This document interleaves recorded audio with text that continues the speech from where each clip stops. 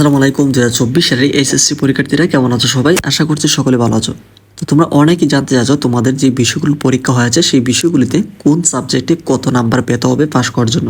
তো শিক্ষা বোর্ড আসলে এই বিষয়ে কি বলেছে, তোমাদের প্রতিটি সাবজেক্টে পাস করার জন্য মিনিমাম তোমাদেরকে কত নাম্বার পেতে হবে। তো এই বিষয়ে গুরুত্বপূর্ণ সেই আপডেটে জানাবো, তাই সম্পূর্ণ ভিডিওটির সাথে থাকবে। আর চ্যানেলে যারা নতুন রয়েছে অবশ্যই তোমরা চ্যানেলটিকে সাবস্ক্রাইব করে রাখবে।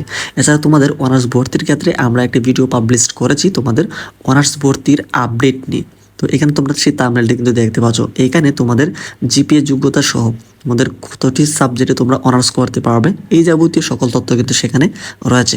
ওকে, তো সেই ভিডিওটা তোমরা দেখতে পারো। তো এবার 2024 সালে এসএসসি পরীক্ষাতে তোমাদের সকল বোর্ডে দেখে গিয়েছে 6 থেকে 7টি সাবজেক্ট পরীক্ষা হয়েছে, আবার বাকি 1-2টা বোর্ডেতে 2 থেকে 3টি কিন্তু পরীক্ষা হয়েছে। যাই হোক, তো প্রত্যেকটা সাবজেক্ট কিন্তু আমরা দেখিয়ে দেবো। সেজন্য আমরা যে কয়টি তোমাদের পরীক্ষা হয়েছে এই কয়টা বিষয় কিন্তু আমরা এখানে নিয়েছি, তোমরা কিন্তু অলরেডি দেখতে পাচ্ছ। তো প্রথমত রয়েছে এখানে বাংলা প্রথম পত্র। তো বাংলা ফার্স্ট পেপারে তোমাদের এমসিকিউ এসেছে এখানে 30টি, তোমাদের রচনামূলক প্রশ্ন তোমাদের এসেছে হলো 11টি, এখান থেকে তোমরা আনসার করেছো 60টি।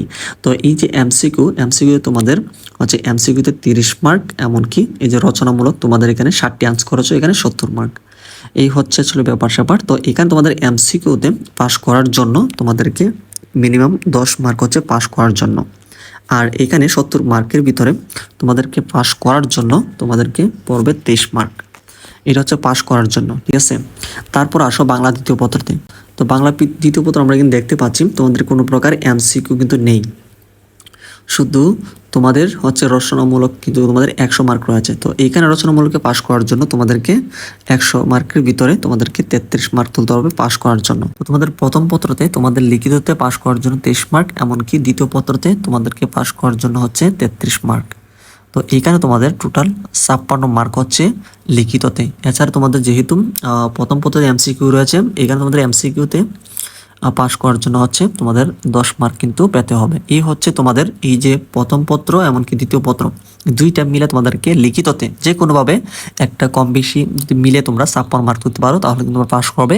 এছাড়া যেহেতু একটা সাবজেক্ট তোমাদের এমসিকিউ রয়েছে সেক্ষেত্রে এখানে 10 মার্ক হচ্ছে পাস করার জন্য। আশা করছি তোমরা বাংলা ক্লিয়ার হয়েছো। তো এখন আসি তোমাদের যে ইংরেজি সাবজেক্ট রয়েছে ইংরেজি সাবজেক্ট নিয়ে। তো এখানে তোমাদের কোনো প্রকার এমসিকিউ নেই, পুরোটাই কিন্তু তোমাদের লিখিত বা রচনামূলক, কিন্তু এখানে 100 নাম্বার করে দুইটাতে 200 মার্ক কিন্তু এখানে রয়েছে। তো এই যে এখানে 200 রয়েছে তোমাদের এই 100তে তোমাদেরকে এখানে পাস করার জন্য ফার্স্ট পেপারে তোমাদের 33, এমনকি দ্বিতীয় যে সাবজেক্ট রয়েছে সেটা তো কিন্তু 33 পেতে হবে। এখানে টোটাল তোমাদেরকে 64 নাম্বার কিন্তু পেতে হচ্ছে পাস করার জন্য দুইটা মিলে। তোমরা সকলে জানো তোমাদের ফার্স্ট পেপার এমনকি সেকেন্ড পেপার ইংলিশের ক্ষেত্রে কিন্তু একটা আরেকটাকে টানবে।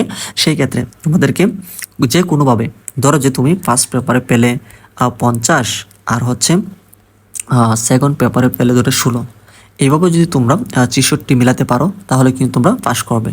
তারপর আসো তোমাদের যে তথ্য যোগাযোগ প্রযুক্তি রয়েছে এই বিষয়টিতে। এখানে তোমাদের 25 মার্ক হচ্ছে এমসিকিউতে 8টি প্রশ্ন এসেছে, 8টি প্রশ্নের ভিতরে তোমাদের 50 মার্কের উত্তর দিতে হয়েছে। এছাড়া এখানে যে দেখতে পাচ্ছ 25টি এমসিকিউর মধ্যে 25 মার্ক হচ্ছে তোমাদের 25 মার্কের এমসিকিউ পরীক্ষা হয়েছে। তো এইখানে তোমাদের যে এমসিকিউ রয়েছে এমসিকিউতে পাস মার্ক হচ্ছে এখানে 8 মার্ক, আর তোমাদের এখানে 50 মার্ক রয়েছে, 50 মার্কের ভিতরে পাস মার্ক হচ্ছে তোমাদের এইখানে 16 মার্ক। এই হচ্ছে ব্যাপার স্যাপার। তোমাদেরকে এমসিকিউতে পাস করার জন্য 8 মার্ক পেতে হবে, এমনকি লিখিততে পাস করার জন্য তোমাদেরকে 16 মার্ক পেতে হবে আইসিটিতে। তারপর হচ্ছে তোমাদের পদার্থবিজ্ঞান তোমাদের 25টি এমসিকিউ এসেছে, এমনকি এখানে তোমাদের 50 মার্কের উত্তর দিয়েছো। এখানে 25-এর মধ্যে তোমাদেরকে 8 মার্ক তুলতে হবে, এমনকি তোমাদেরকে 50 মার্কের ভিতরে তোমাদেরকে 16 মার্ক পেতে হবে। তো এই 8 এমনকি 16 মার্ক হচ্ছে তোমাদেরকে সৃজনশীল এমনকি এমসিকিউতে পাস করার জন্য। ঠিক তোমাদের আইসিটি যেভাবে হয়েছে ঠিক সেভাবে কিন্তু এখানে পদার্থবিজ্ঞান তাদের বিজ্ঞান যে সাবজেক্ট রয়েছে সেই সাবজেক্টগুলিতে পাস করার জন্য মার্কটা প্রয়োজন হচ্ছে। এছাড়া রয়েছে এখানে তোমরা দেখতে পাচ্ছ হিসাব বিজ্ঞান তোমাদের পরীক্ষা হয়েছে। হিসাব বিজ্ঞানে এমসিকিউ হচ্ছে 30টি, এমনকি তোমাদের এইখানে 60টি প্রশ্নের উত্তর দিতে হয়েছে। এখানে 30-এর মধ্যে 10 মার্ক পাস করার জন্য, এমনকি 70-এর মধ্যে তোমাদেরকে পেতে হবে 23 মার্ক। তারপর আমরা পরের সাবজেক্ট আমরা দেখতে পাচ্ছি এই যেখানে দেখতে পাচ্ছ যুক্তিবিদ্যা তোমাদের পরীক্ষা হয়েছে। যুক্তিবিদ্যার মধ্যে তোমাদেরকে পাস করার জন্য দেখা গেছে 30টি এমসিকিউ রয়েছে, এমনকি এখানে 70 মার্কের পরীক্ষা হয়েছে। ঠিক সেমভাবেই আগের মতোই 10 মার্ক, এমনকি এখানে তোমাদের 23 মার্ক পেতে হবে। পাস করার জন্য এটা হচ্ছে যুক্তিবিদ্যা। তারপরে যে তোমাদের পরীক্ষা হচ্ছে ভূগোল। ভূগোলের ভিতরে তোমরা কিন্তু দেখতে পাচ্ছ 25টি এমসিকিউ হয়েছে, এমনকি এখানে তোমাদের 50 মার্কের লিখিত পরীক্ষা দিয়েছো।